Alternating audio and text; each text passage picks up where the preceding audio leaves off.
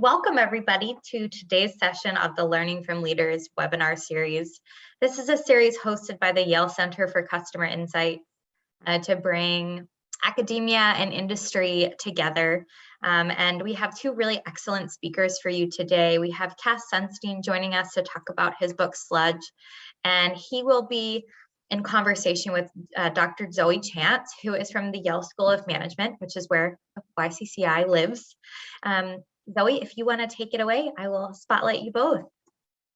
Thank you, Emily. Hello, everyone. Thanks for taking time from your important work to join us, and I'm super excited to be hosting Cass. Cass Sunstein is the most cited legal scholar in the world.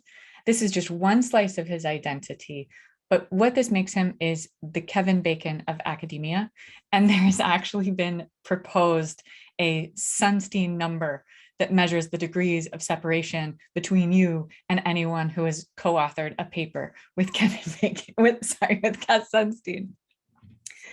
That's just one piece. He's authored, and actually, Cass, I'll ask you, do you know how many books you've authored and edited? Because I was trying to count, and it looked like there's ballpark of 50. Too many.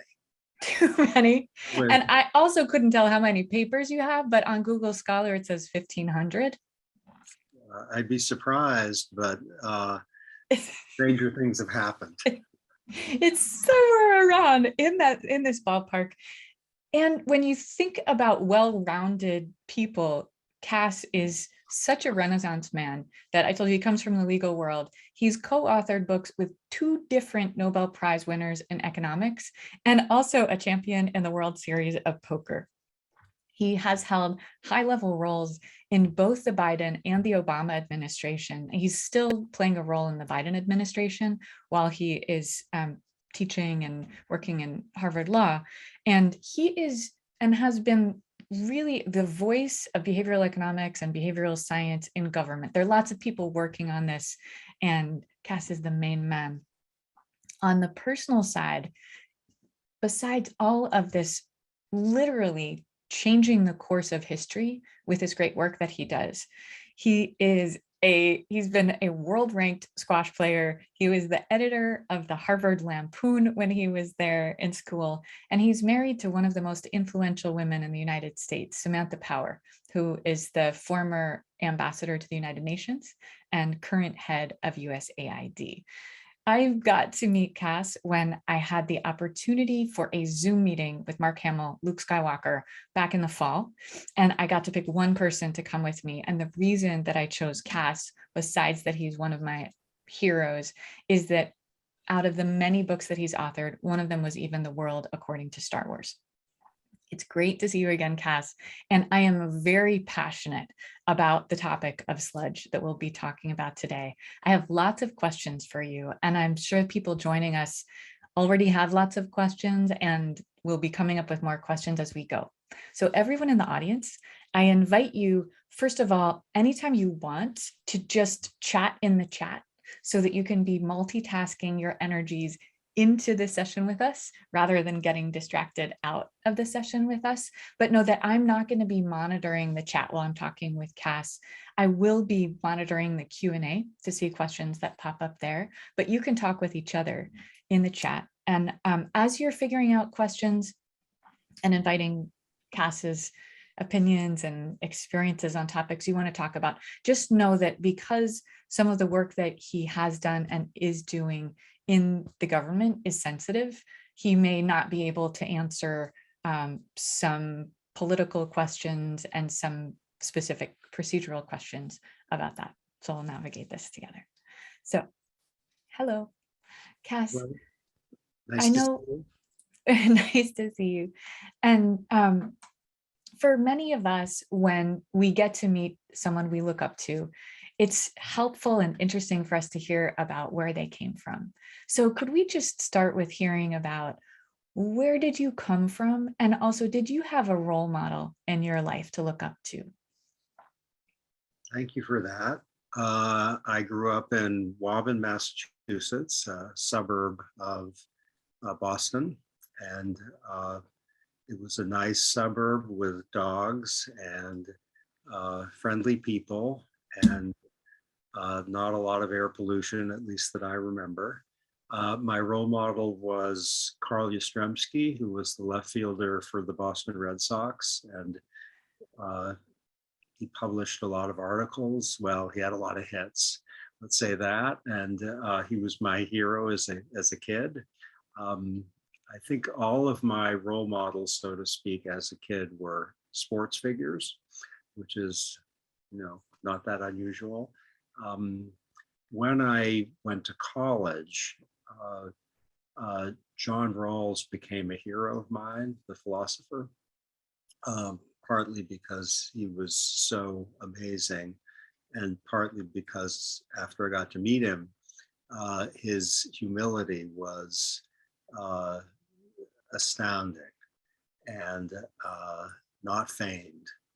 There was a sense that he was both unimpressed by himself and infinitely curious about others. And so I remember I made some objection to some argument he made. Here was a law professor who basically knew nothing. And I said to Rawls, what about this? And I was animated. I'm sure I remember it was outside a parking lot. And it was something he'd heard probably 1,001 times. And he looked at me with respect and said, and gave an answer, which I bet he'd given 1,001 times. And the answer was gentle. And then he said, with a sense that his own answer was inadequate, he said, but I take your point. And all these years later, I remember that. And that was a role model for how to be in the world. He also had mischief and a sense of humor. So he wasn't just humble. So with your role models in sports, you two were a very serious athlete, and appreciating his sense of humor. You have a great sense of humor, and clearly you also worked hard on things like the Harvard Lampoon, and you have some really fun books in addition to the serious ones. About John Rawls, can you share for people in the audience who aren't familiar with his work, either what the core of his philosophy is or what it was that you resonated with so deeply? Thanks for that. I think the answer is to both is the same, the core and what resonated with me, which is he thought when you're thinking of what justice requires, you should go behind a veil of ignorance where you know nothing about yourself. You don't know, how much money you have or what gender you have or what your skin color is or where you live or even what your talents and capacities are. So to think about justice from behind the veil of ignorance, Rawls thought was methodologically right. And that really resonated with me. So the idea that there are differences among people that are morally irrelevant. If someone is, fantastic at baseball like Carl Yastrzemski, it's not as if he deserves a lot more money than someone who's terrible at baseball. And behind the veil of ignorance, that you can see the moral irrelevance of differences among people. And that, I think that's a profound way of putting a foundation for thinking about justice. And of course, I encountered Daniel Kahneman and Amos Tversky both in the flesh, and one became a very, very dear friend, but in writing before that. And they were I'm not sure I'd say role models, but I would say heroes. That their early work struck me like lightning, or like a song that was an incredible song that you thought was probably out there but you never heard before, and that kind of interacts for me in interesting ways with some of Rawls' thinking about justice. Thank you. And for participants on the call, if you didn't know, an additional one of Cass's recent books is called Noise, and this was co-authored with Danny Kahneman and Oliver, but I don't know how to pronounce his last name. Sibony. Sibony. Okay. Sibony, French. And that is a brilliant book as well. Do you have a purpose or a mission that ties together these very different types of work that you do in these different areas? I think kind of that to think about how government in the modern era can work better is an abiding interest of mine. And to think that there's a shift, at least in many nations, from a very simple form of government that's interested in protecting property rights and freedom of contract. And those are good things to protect, I say, but to a government that's interested in forbidding discrimination on various grounds, to promoting a clean environment, to combating, of course, the risks associated with climate change, to reducing deaths on the highway, to protecting occupational safety and health, to helping food get safer. And we haven't even mentioned pandemics yet. But to think about how governments can use what's known about people to make those things work better, that's probably number one for me.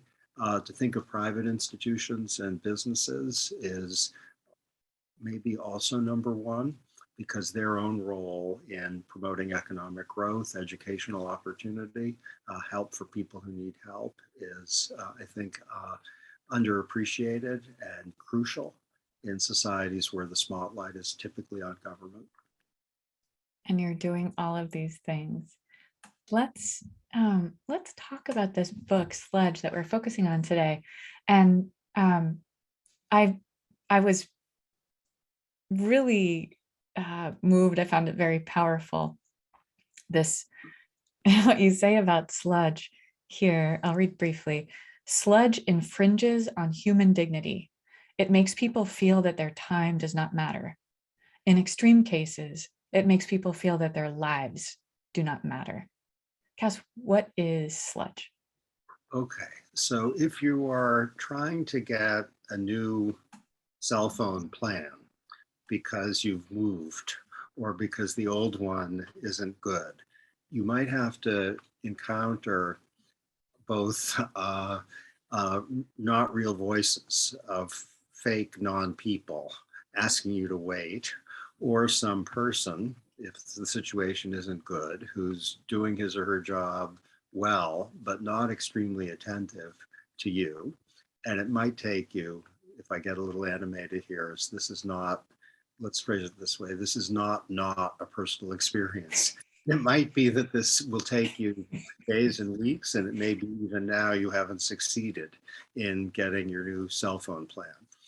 That's sludge. It might be that to get a visa to go to a country where you have an opportunity or a chance or a job or an educational option might involve so many forms and so many encounters with so many people that you give up. It might be that to get the earned income tax credit, which is a spectacularly successful program in the United States for poor people, it helps the working poor, it helps their kids, it helps their health. It may be that to get the earned income tax credit, you have to navigate some processes which will ensure that the number of people who are entitled to the earned income tax credit, who get the earned income tax credit, is well short of what we would like to see. It might be, I asked some students at a distinguished university in the United States recently about the healthcare services at their university, and two of them independently said, you know, to get help for a mental health issue, anxiety or depression, it's really hard, not in terms of money, but in terms of going through the processes and making a number of phone calls. And both of them said they gave up. And one of them said, you know, I was kind of depressed and anxious beforehand, but which are not good conditions to have when you're trying to get through sludge. And I found that my depression and anxiety were getting worse. The person said with a sense of humor. And so I gave up. The sludge was just too anxiety producing and too depressing. So think of this as a time tax that people have when they have to fill out a form, go someplace, navigate some process that's really confusing for them. And it typically comes down hardest on the people for whom the program is designed. So there's, I think, inadvertent cruelty in the not wonderful world of sludge. I just get agita listening to these situations, because even though I'm supposed to pretty much have my life together, you know, as a professional person, I am so hindered by sludge of all types. And I make a lot of kind of bad decisions, including I was buying a house last year and I was going through the mortgage process. And a couple of days before closing, I was so frustrated by all of the sludge that I actually just said, listen, I'm taking money out of retirement and I'm buying the house in cash because I cannot navigate this. I have no idea how much money I lost because of this. And that's just one teeny piece. What can you tell us about the magnitude of this problem? What we need, and I say this with passion, notwithstanding the, what's the right word, the antiseptic nature of the words we're using, what we need are sludge audits. So we need to know what is the magnitude of sludge being imposed, let's say by Yale, on Yale's administrators or and students. What is the magnitude of sludge being imposed in British Columbia, from whom there is a friendly hello in the chat? In Germany, there needs to be a sludge audit. I've been to Germany a number of times. So far as I can tell, the government is well functioning there. But in multiple domains in Germany, there's a lot of sludge, and you can't know what kind of problems it's introducing until there's a sludge audit. I'll give you some numbers from formal sludge audits. The Department of Homeland Security in the United States, and this is public, imposes 198 million hours of paperwork burdens on paid people. 198 million hours. The Department of Education imposes 80 million hours. And that's not shocking, only because I started out by telling you the 198 million from the Department of Homeland Security. The United States government imposes 11 billion hours in paperwork requirements. If you took everyone in some large city and told them for the next year they have to spend their whole life dealing with paperwork, by the end of the year, they wouldn't have come close to that 11 billion hours in paperwork, unless maybe it's Beijing. It's got to be a really big city to come close. And that's a wall between human beings, as Zoe, in your case of the bank mortgage, it's a wall between people and something that could turn their life around. It could be a license, it could be a permit, it could be a job, it could be training, could be education, it could be a chance to go someplace. And that sludge audit often, not always, we're seeing a proliferation of sludge audits, by the way. They can be informal and quick, they can happen over 2 weeks, or they can be pretty disciplined from, let's say, a large company can do a sludge audit, which is, by the way, a terrific profit increasing opportunity, because sludge is something that really hurts customers' experience and makes them not want to deal with the company anymore.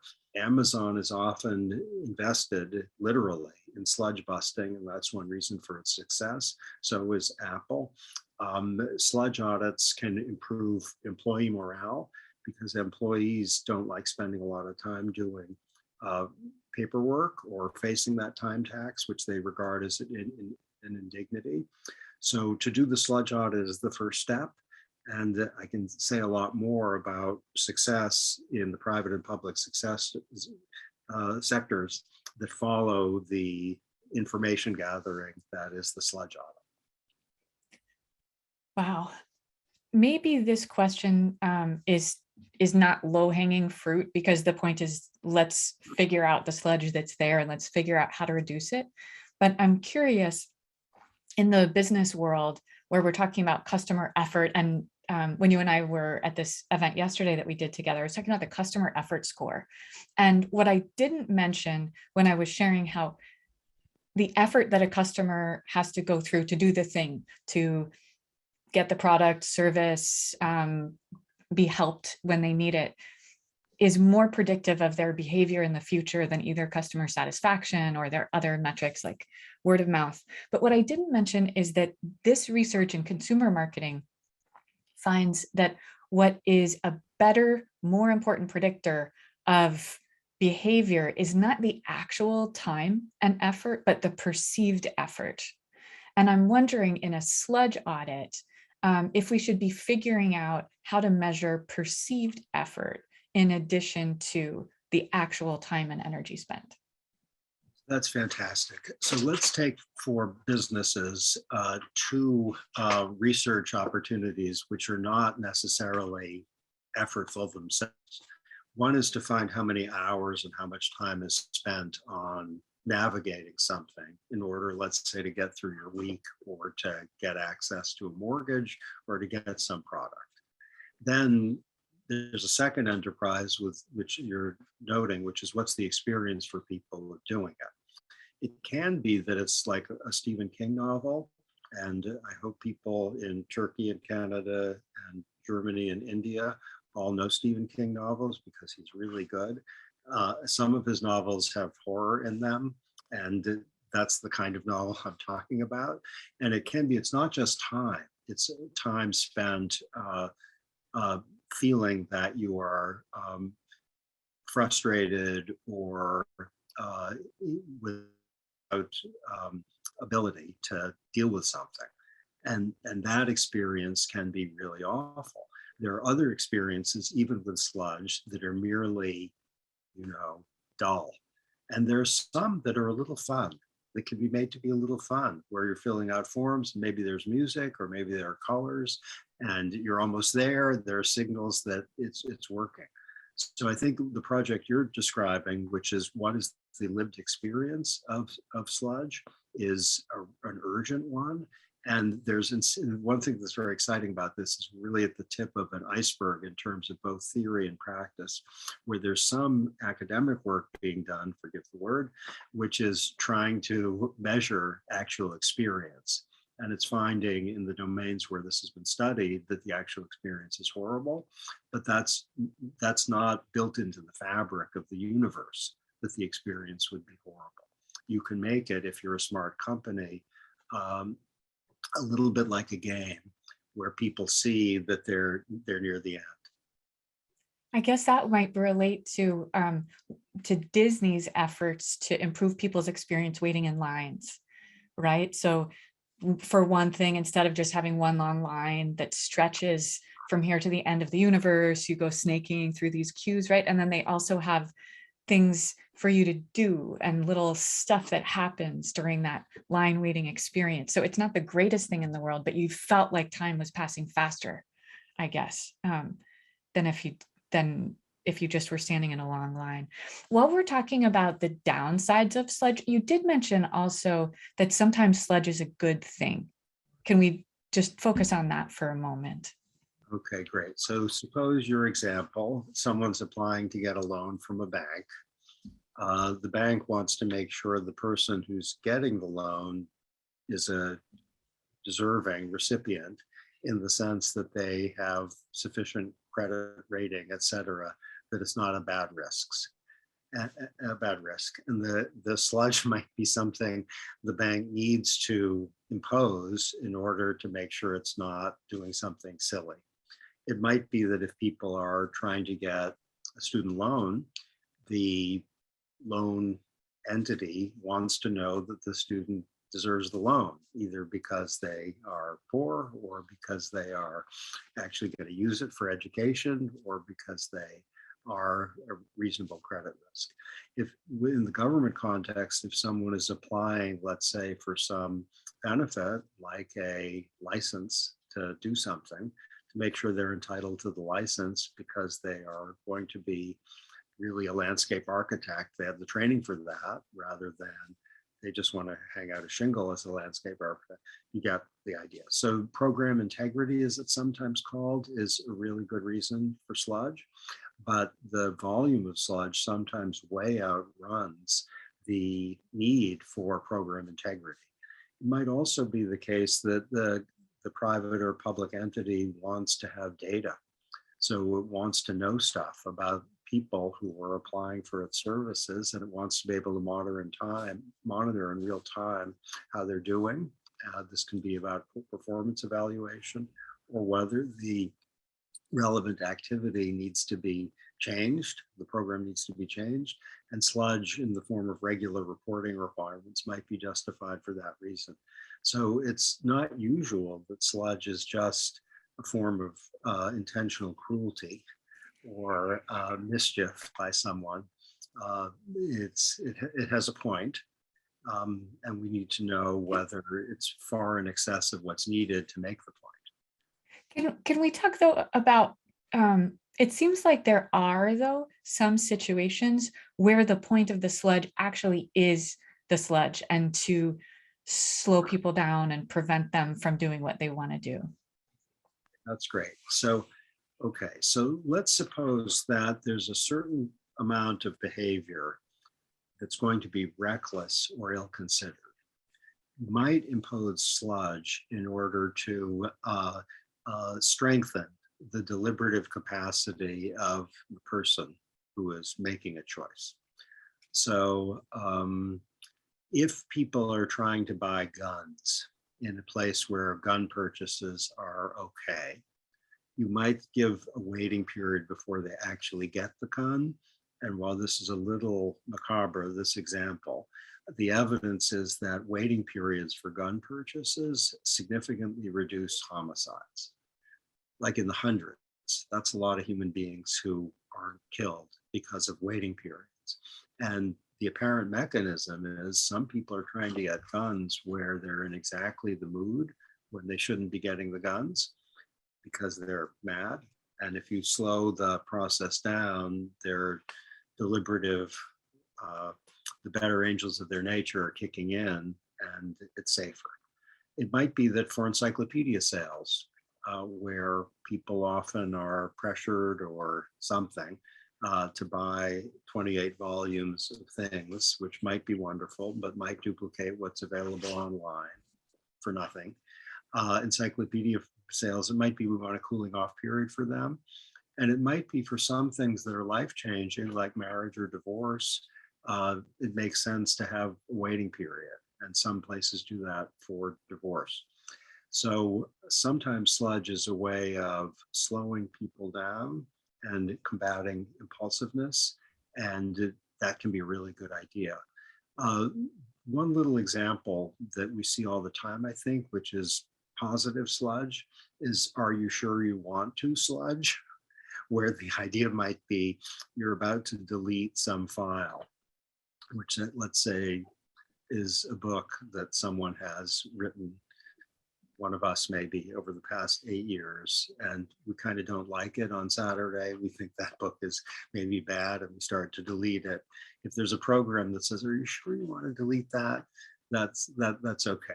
And if there's a big change people are trying to make in their relationship with an employer or an institution or something that says, are you sure you want to, can be a way of protecting you either from inadvertent life changes or from impulsive life changes where you maybe want to think about it for a day. And that can be a great thing. This has me thinking about the flip side of this, which is the urgency tactic in transactional sales that's nearly ubiquitous. It's like anti-sludge, where you make it as easy as possible and then you rush people, like special deal today only, whatever this is, like click now, right away, so that you get that rash decision to work in your favor to get their money or whatever it might be. I want to give some audience members a chance to ask questions. And let's see. Okay. Well, one question people have, given the time period that we're in, is about sludge and the IRS. So those of you who are organized enough to be paying your taxes right now, or maybe have already done it, right on. For me, there's too much sludge and I always get an extension. So Cass, do you have thoughts about sludge in the IRS? And if you were in charge of the IRS, what would you wave your magic wand and do? Okay, so I should say that under President Obama, I was in charge, I guess, of the Paperwork Reduction Act, and maybe I could have done a bit better and worked very closely with the IRS on sludge reduction.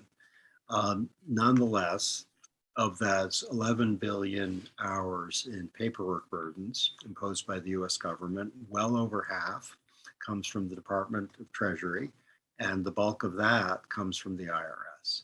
So there are lots of things that can be done to reduce sludge in tax filing.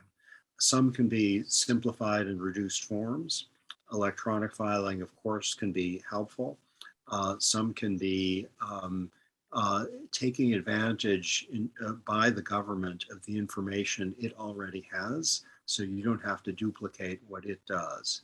One thing that is worth careful investigation, I think, has been done in Denmark and in some parts of the United States, where you don't have to fill out lots of stuff. You're given the opportunity to say, government, you have the information, you use it.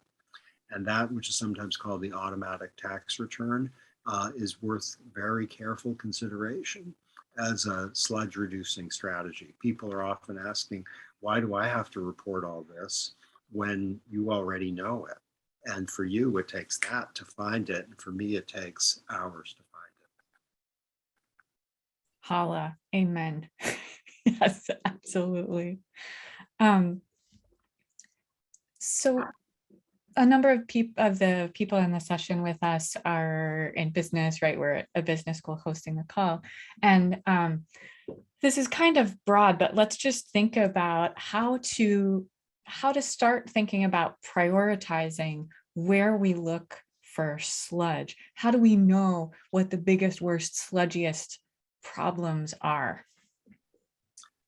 Okay, well, the world of excessive sludge is so large that we want to go business by business, but offhand, to think of customers first and employees second is reasonable. So if customers have to navigate processes which are extremely confusing and off-putting and maybe demeaning, then to cut that is a very good idea. And then to advertise the cutting of that is an extremely good idea. And maybe worth emphasizing, in addition to profit making through sludge reduction, is what's the right word? Doing good through sludge reduction, because sludge often comes down hardest on customers who are struggling in one way or another. They may be poor, they may be not super well educated, they may be elderly, or they may be sick. And in any of those categories, if you reduce sludge, you help people who particularly need help. So to cut, let's say, 5% of sludge that customers face when they deal with a business is a good goal. If you do a sludge audit and you discover there's, let's say, I'm just going to make up a number, 20,000 hours for some task, to say we're going to cut that to 15,000 hours. That's businesses all over the world are starting to do that, and the targets are meetable. So that's where it might make sense to start. To go second to one's own employees, and I've seen this in companies with startling results, where sludge audits in businesses show that employees are spending a lot of their time on what is a time tax, and it's not growing the business, and it is hurting morale. And to see, by asking employees, this is relatively easy to do, what would you like to see in order to make you able to enjoy your job better and be more productive? That's more qualitative than quantitative, but it in some places is paying big dividends, where the things you get from the employees are often stunning to the bosses. And it both builds a good morale and helps increase productivity. I'll give you a government example, shall I, which businesses can adapt. And this is from my own experience at the Department of Homeland Security, where what we did a number of months ago was to ask people to help identify barriers and burdens in the immigration system. The Federal Register notice basically saying, can you identify cases where there are excessive barriers and burdens in immigration? And some people expected, you got 100 comments, maybe 200 comments, maybe 400 comments. The number of comments, guess how many we got?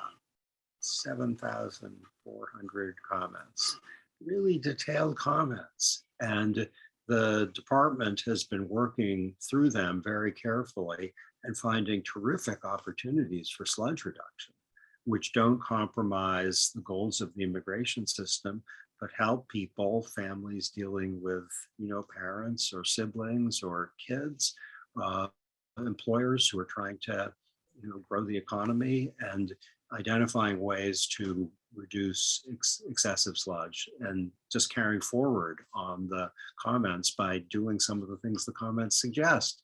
And any business can do the same thing. It's a lot easier. Wow. I just navigated the green card system with my husband, and it was so full of sludge that I couldn't imagine how anyone who wasn't fluent in English could have figured out how to do this. And I'm amazed that so many people do every year because the barriers are so high.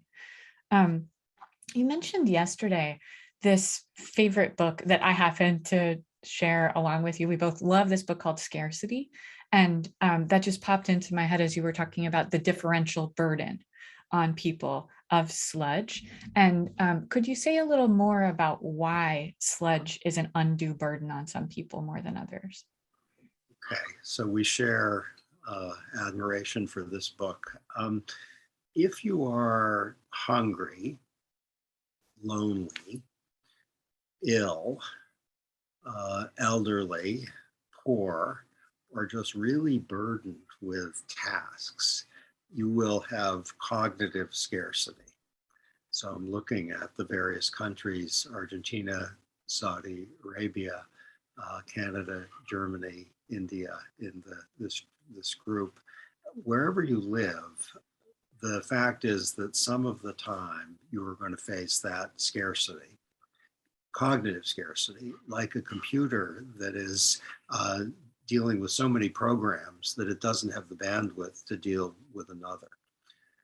Okay, that means that if you are asked by a business to do X or Y or Z to get access to its services, you might think, I can do X, maybe I can do Y. Good luck with Z. There's an observation by an elderly guy in one book on sludge, where he says, you're asking me to fill out these forms in order to qualify for this benefit to which I have a right. This is government, not private, but it's the same idea. And he says with, I think, a sense of the absurdity of it. It's almost like a Saturday Night Live skit. He says, I'm 87 years old. When I was 40, I could maybe do this. My eyes don't work so good. I'm 87. Now you're asking me to do this? And this is a point about cognitive scarcity. So any business is going to benefit if the population of potential customers is really big. And some of the people in the class of potential customers will have not a ton of money, or be elderly, or have some health issue, or they might be lonely. And if they're lonely, they're probably thinking, how am I going to get friends? And that's preoccupying. And this is a challenge for any company that imposes sludge, where it's narrowing its base, just as in your example of the green card, where the people who are able to get the green card isn't as large as the number of people who are eligible for the green card. That's terrible. And that's an injustice. And for the private sector, it's an injustice. And it's also like throwing money in the waste paper basket. It's throwing away your customer base. And some companies that are spectacularly successful, they have a massive customer base because people who are facing a problem of cognitive scarcity don't have to worry much. It's really easy for them. They can just click and then they have the product. I was so moved reading your book and disturbed about how you framed that some sludge is designed to see who is most interested and will put some effort in the way so that only the keenest people are getting the benefit or product or service. And in a way that makes sense from a capitalist perspective, except given what you're sharing with us now, that the more you need help, the harder it is for you to get it. So these measures that are put in to measure the willingness to expend effort are maybe backfiring and doing exactly the opposite thing from identifying the people who need it most. It's horrifying. There's a brilliant research stream that I really don't like, though it's brilliant, which says that that sludge can be a good rationing device. So if to get to attend a Taylor Swift concert, you have to stay on the phone longer than anybody else, I should say I'm a Taylor Swift fan, then that's a good rationing device, because the people who like Taylor Swift the most will stay on the phone longest. And it might be that for access to some service or some product, if there's a lot of sludge you have to navigate, that's a way of sorting the people who really want the thing from the people who don't want it so much. If you're willing to stand in line or to fill out 38 pages of attestation of interest, then this means you really want it, you should get it. But the reason I don't love this brilliant research strand is that the connection between willingness to navigate sludge and needing the thing is extremely indirect. And it may be that it goes just in the wrong direction, that the people who most need the relevant product, now we're not talking about Taylor Swift, but we might be talking about a job or an educational opportunity or a little money to get through the month, they're in the worst position to navigate sludge. And there's data which is less well known, but which I very much love, which actually finds that the people who are deterred most by sludge are the people who have the most need for the relevant good. So it actually, the theoretical case for sludge as a rationing device is not crazy, but the empirical association between need and want and the ability to persevere through sludge, it's really weak, and it may be just the opposite of what you would expect. It's motivating and infuriating, and just such a great case study of the difference between economics and behavioral economics, right? Like the theory is great and the practice of it, it doesn't actually work out the way we wanted it to. Jim is asking, is there so maybe like the UK nudge unit, he's asking, where would a company find someone who conduct a sludge audit? Is there a sludge unit? This is a great question. So can I say that what we've seen, partly because of COVID, but partly because of your work and the work of others in this field, has been an explosion of interest in sludge audits and sludge reduction. And you may have seen one thing it's worth looking at, whatever your politics. President Biden issued an executive order on customer service, it's called. It uses the word time tax more than once. And it's basically, a lot of it is indicating multiple ways in which parts of the US government are mandated to reduce sludge. So that's just one example. There are entities in the private sector and entities in the public sector that are engaged in sludge audits and sludge reduction. Australia, there's been an effort at a sludge audit with terrific success. There are organizations, the familiar-ish behaviorally informed advisory organizations that are all over the problem of sludge. And this is relatively recent, so there's a real chance for people to get on the ground floor. There are private organizations that are using their own kind of common sense, which is sometimes imperfect, but in this case, I think really, really promising, to do a sludge audit for the next month. And there are people who would be willing to work with them to make it as rigorous as possible. But even if it's not that rigorous, it can be highly beneficial, low cost, big benefit. Because if you do a sludge audit for the next month there's going to be less sludge. Thank you. So we can Google and find out which organizations are doing this. We have two questions.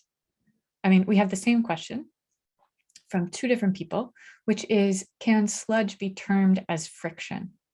Is it the same thing, or is sludge more specific? Well, there's an overlap.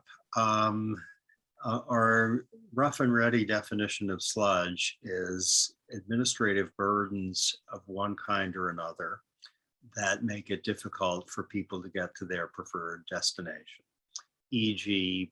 paperwork requirements, in-person interview requirements, waiting time, complicated online forms. Those are all sludge. The word friction, if we define to mean that, is the same as that. But it's not 100% clear we would define friction to mean the same as that. To think of sludge as frictions is helpful and productive. See in the book, I struggled about the right definition of sludge, and then I thought that I was imposing too much sludge on the reader, and I basically said, let's not be too fussy. We basically have a sense of what we're talking about. Okay.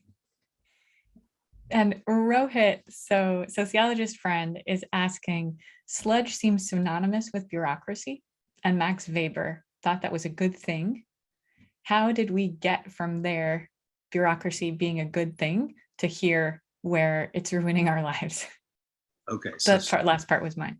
Okay, so sludge would be synonymous with bureaucracy if and only if we defined bureaucracy to be sludge.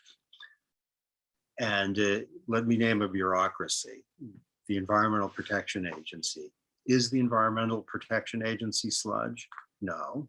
The Environmental Protection Agency is the Environmental Protection Agency. It is not sludge. A bureaucracy is the Department of State. Is that sludge? Absolutely not. Do both of these entities impose sludge? Yes. So bureaucracies are entities, let's say, that have certain characteristics, and we can explore what those characteristics are such that they're bureaucracies. They could impose extremely little sludge, a bureaucracy, or they could be see their entire mission as the generation of sludge. You can think of bureaucracies that impose really little sludge. You can name your favorites, or bureaucracies that are crazy with respect to sludge imposition. The Social Security Administration actually imposes relatively low levels of sludge with respect to the Social Security program in the United States. It is not a very sludgy program. It's pretty automatic and simple. It's a bureaucracy. I'd like to see a bureaucracy whose mission and example involve the imposition of as little sludge as is compatible with, let's say, achieving its mission. That would be really admirable bureaucracy. Yeah. And it wouldn't not be a bureaucracy. Are you saying it that bureaucracy, the entity, is not sludge, but bureaucracy, the process, as we use it in a sort of shorthand way, I guess it's not even necessarily sludge, but we use it in a slangy way that way. Is that right? I think sometimes, but I'm not sure. But sludge is the undue part, I guess. Well, I think you can have, as we discussed, you could have sludge that is the optimal level of sludge. So you could have sludge where, to get a loan, you got to tell people your name and where you live. And that's sludge, even though it's not undue. So I think I want to understand sludge. Frictions is a pretty good shorthand. Administrative burdens is also a good shorthand. Bureaucracy seems to me a different kind of category. If we say bureaucracy with exasperation, we might be referring to sludge, but maybe not. It's not clear what that bureaucracy, that the exasperation is about unless we know the context. Okay, thank you. Can we go micro now for a little bit? So as I mentioned in my introduction of Cass Sunstein, here is this man who manages to be more productive than almost everybody on Earth. And so I'm just imagining that somehow you must have done a lot of personal sledge reduction. Is that right? And if so, what advice do you have for the rest of us mortals on the call? Thank you. I do, when I got to the federal government, I was overseeing an office that had a certain set of meetings that were typically half an hour, and another set of meetings that were typically an hour. And I don't think they loved it, but I said, can we make the half-hour meetings 15-minute meetings, and can we make the hour meetings half-hour meetings? And this is in the book Scarcity that we both love, where meetings often become really effective in the last 15 minutes. So why not just have 15-minute meetings? And I noticed that, as a professor, I try to do things in a way that consistent with, let's say, the overriding value of humanity and empathy aren't going to waste students' time with things that aren't useful for them. And for myself, I watch a lot of television, but maybe not excessive amount of television. I'm watching a show right now called The Island from a few years ago, The I-Land. It's a little like a Lost ripoff, but I loved Lost so much that a Lost ripoff is good by me. It only has 6 episodes. If it had 16 episodes, maybe I wouldn't. I think there's a book, great book, I started by Linda Babcock and co-authors. It has no in the title. It might be called The No Team or The No Project. It's about actually sex discrimination with respect to sludge in some ways. And she formed, Linda Babcock, a terrific behavioral scientist at Carnegie Mellon, the No Club. I think that's what it's called. And it's, I live a little bit consistent with Babcock's principles there. And would the correct interpretation be you say no to most things that come your way? Well, I think we all say yes to a lot of things is a good idea. So if there's an opportunity to get to talk to you and the amazing people in this group, say yes to that in a heartbeat. And if there's something that's a useful thing where you have a paper and your paper isn't good enough, which is always true of my papers, and there's going to be some smart people who are willing to listen to it and help make it better, then yes, please. But if there's something where, and when I did my Star Wars book, if anyone wanted me to talk about Star Wars, I would say yes, even if it was just some, 8th grader in Utah who wanted me to speak to him and his best friend about my book. Say, yes, I'll do that. How long? 3 hours. Okay. So I would say that. But if it's something where it's, something that would not help anybody, really, then these are cliches, but time management can lead to a happier life. I think Amos Tversky said something about if you spend some time doing nothing, that's extremely productive because you're probably thinking and of course recharging, and I try to live by that. I'm not sure if I recommend The Island yet. I've only watched the first 2 episodes, but it's not so far, that particular show, with apologies to the writers and actors. It's not so far from doing nothing, and that's time well spent. As a sci-fi fan, if we're talking about limited series, I've got to say to everyone, the OA is where it's at if you haven't seen this one, but that is not doing nothing. That's definitely the opposite. Fantastic, and I think it's profoundly true. I believe everything in the OA. Wow. What do you think? Have you seen Severance? No, not yet. Okay, highly recommended, Severance. It's about work-life balance. Oh, excellent.